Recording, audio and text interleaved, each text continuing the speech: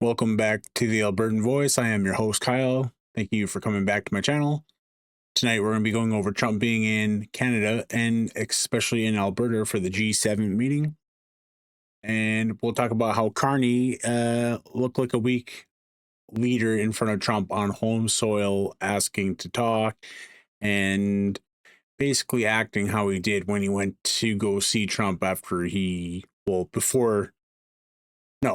after he won the election. So we'll get into a couple clips here from Global News and CTV News. About 18 minutes worth of watch time here. So we'll get into the meeting with Carney and Trump here. They have a little press conference out here in the Kananaskis little lobby here. And then we'll go check out CTV News with Vashi here and what they think here with her guest here. So we'll get right into the meat and potatoes here. Welcome to Canada. Thank you very much. It's a great honor. Happy birthday. A few days short. A little bit. A few days short, but didn't have a chance to see you on the day. Happy birthday to the U.S. military as well. Standing there looking like old man Burns. And this is the 50th birthday, if you will, of the G7. This marks the 50th birthday of the G7, and the G7 is nothing without U.S. leadership, and your personal leadership of the United States, many issues, geopolitics, economic, technology, and working hand in hand with the United States, Canada and the United States, and the other G7 partners with your leadership. Very much looking forward to the meeting and grateful to have you. Thank you very much, Mark. I appreciate it, and we've developed a very good relationship. You want to notice how Mark keeps calling Trump Mr. President, and then Trump just looks back at him and says, "Thanks for that, Mark." No respect for Mark at all for being the PM again. None. And it's actually funny. He's on Canadian soil doing this disrespect. And this guy right here, and this little evil grin, can't even stand up for himself. And we're going to be talking about trade and many other things. And we have a whole group of people, some traders and some other people. I see my top economy people. But we have a very talented group of people, and you do too, and I know they work together very well. I look forward to that. The G7 used to be the G8. Barack Obama and a person named Trudeau didn't want to have Russia in, and I would say that was a mistake, because I think you wouldn't have a war right now if you had Russia in, and you wouldn't have a war right now if Trump were president 4 years ago, but it didn't work out that way. But it used to be the G8. And now it's, I guess, what's that, 8 years ago, it switched over. They threw Russia out, which I claimed was a very big mistake. Even though I wasn't in politics then, I was very loud about it. It was a mistake in that you spend so much time talking about Russia, and he's no longer at the table. So it makes life more complicated. But you wouldn't have had the war. Other than that, I think we're going to accomplish a lot, and I expect to. And I think our primary focus will be trade and trade with Canada, and I'm sure we can work something out. Yeah, very good. Thank you very much. Yeah, so much. Thank you very much. Notice the movement of his hands, body language. I grew up around people and learning how to read people growing up. It's just how life was for me. I just had to read how people were and how they act. The clasping of his hands and moving around. This guy is so uncomfortable to be around Trump. He's actually terrified. And not many people know that the Supreme Court gave Rebel News permission to be here today. And the governing body that controls the media and stuff changed the rules at the last second this morning on them and said to be at this location, and when in fact it was an hour away here.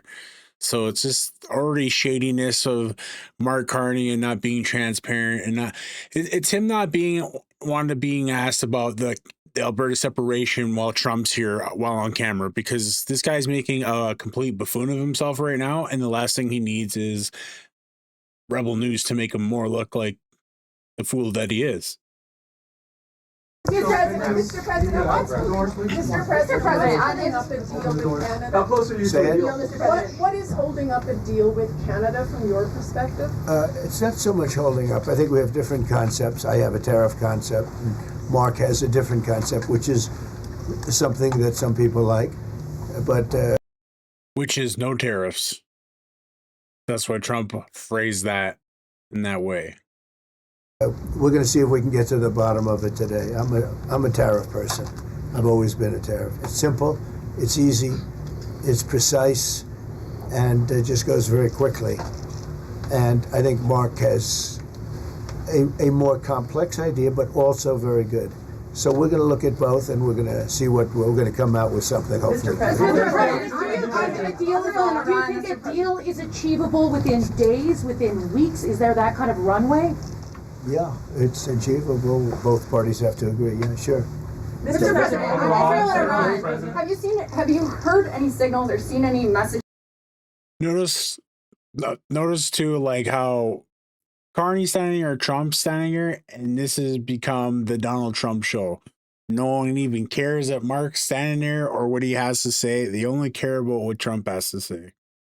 Mr. Deflated Elbows here that needs a bike pump. Messages from intermediaries that Iran wishes to de-escalate the conflict. Yeah.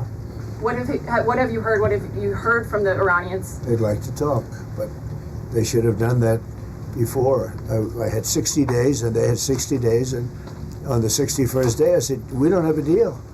They have to make a deal, and it's painful for both parties, but I'd say Iran is not winning this war. He goes with his hands again. And they should talk, and they should talk immediately before it's too late.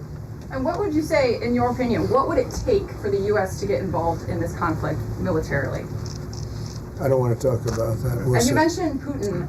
Do you think that he should have a seat at the G7 today, that it should be the G8? I'm not saying he should at this point, because too much water's gone over the dam, maybe.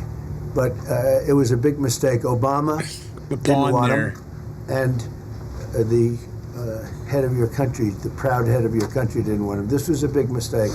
You wouldn't have that war. You know, you have your enemy at the table. Even I don't even consider him. He wasn't really an enemy at that time. There was no concept. If I were president, this war would have never happened. But likewise, if he were a member of what was called the G8 at that time, it was always the G8, you wouldn't have a war right now. Why not? To be clear about Canada helping kick out Putin, that was a thing. But to be 100% clear, that would have been Harper with Obama doing that. That was before Trudeau was in power. So around here, we like to keep things fair and the facts fact. So we'll keep things rolling. What intelligence support are you providing Israel? We've always supported Israel. We have for a long period of time, strongly. And Israel's doing very well right now. Why not have China at the G8? Why not have China here, the biggest economy in the world after the United States? Well, it's not a bad idea. I don't mind that. If somebody wants to suggest China coming in, I think we suggest. But you want to have people that you can talk to. You know, they don't talk to. Putin speaks to me. He doesn't speak to anybody else. He doesn't want to talk because he was very insulted when he got thrown out of the G8. As I would be, as you would be, as anybody would be. He was very insulted. Mark's just scanning he was the thrown room. out by Trudeau, who convinced one or two people, along with Obama. He was thrown out. So right there, that's what I was just talking about. That was actually Harper and Obama doing that. And he's not a happy person about it, I can tell you that. He basically doesn't even speak to the people that throw him out, and I agree with him. Go ahead. The Golden Dome. It's going to be the best in North America. Mark my words. What's behind that? I don't know what you're saying. You did a post last night where you said you want ICE to really target Democrats. Yeah, I want them to focus on the cities because the cities are where you really have what's called sanctuary cities, and that's where the people are. I look at New York. I look at Chicago. I mean, you got a really bad governor in Chicago and a bad mayor, but the governor's probably the worst in the country, Pritzker. But I look at how that city has been overrun by criminals, and New York and L.A. Look at L.A. L.A. Those people weren't from L.A. They weren't from California. Most of those people, many of those people, and that's a focus. Biden allowed 21 million people to come into our country. Of that, vast numbers of those people were murderers, killers, people from gangs, people from jails. They emptied their jails out into the U.S.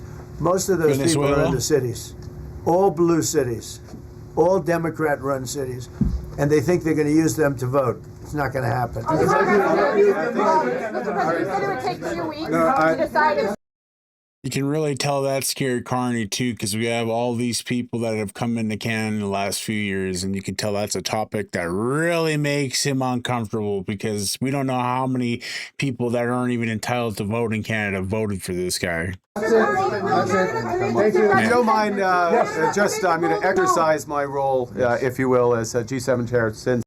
You notice how he asked Trump if it was okay to end it too? G7 summit in Kananaskis, Alberta gets underway. So today, leaders of some of the world's most advanced economies are descending on the Canadian Rockies. Among those attending, U.S. President Donald Trump, Ukrainian President Vladimir Zelensky, and India's Prime Minister Narendra Modi.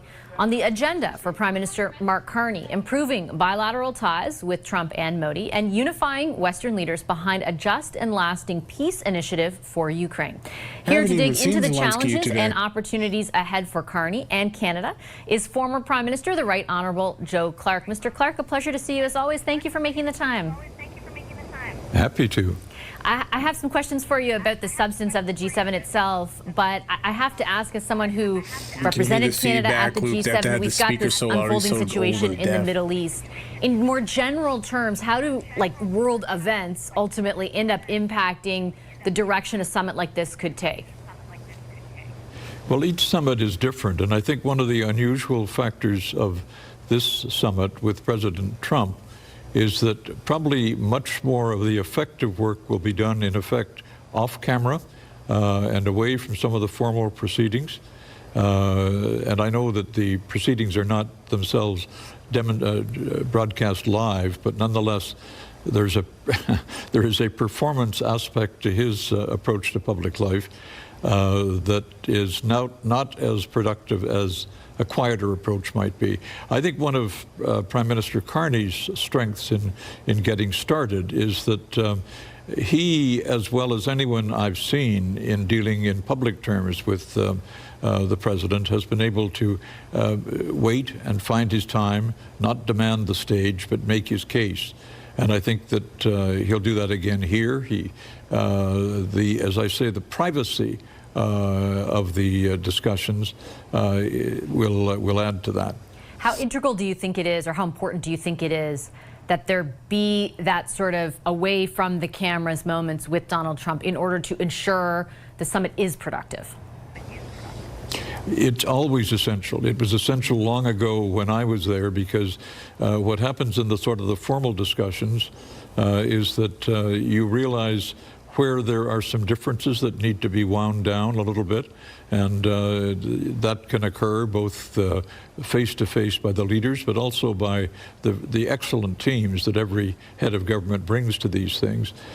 So that's that work, the quiet work, as much off-screen as you can be, I think will be unusually important in this summit. Heading into the summit, what do you view the point of it as? And I ask not, not with any callousness at all, but there's not going to be a communique. We already know that, for example. So we won't necessarily know, what are the shared priorities of these allies emerging from this meeting. And there's good reason for it. The last time Donald Trump attended one of these in Charlevoix, there was a ton of very public disagreement over the substance of that communique. So I guess in your view, given the sort of world environment at the moment, given the environment that Trump has largely informed, what is the point of the summit, or what should be the point, I should ask? Well, I think what it throws into context. My opinion, the point of the summit should be getting our resources going and stop messing around with this net zero BS. We all know it's BS for Canada to do the most when we only contribute to 1.5% of global population, and yet people polluting like India and China, who are the mega polluters, like the UK, Canada, and the US. like, we're going to go green eventually. There's no doubt about it. But you got to remember, our technology has to be there. Our battery technology is not there yet, especially for a place for Canada when it's minus 50 and you can't charge your battery on your Tesla. It's just what it is. Contact into clear view is just how important these summits have been over time.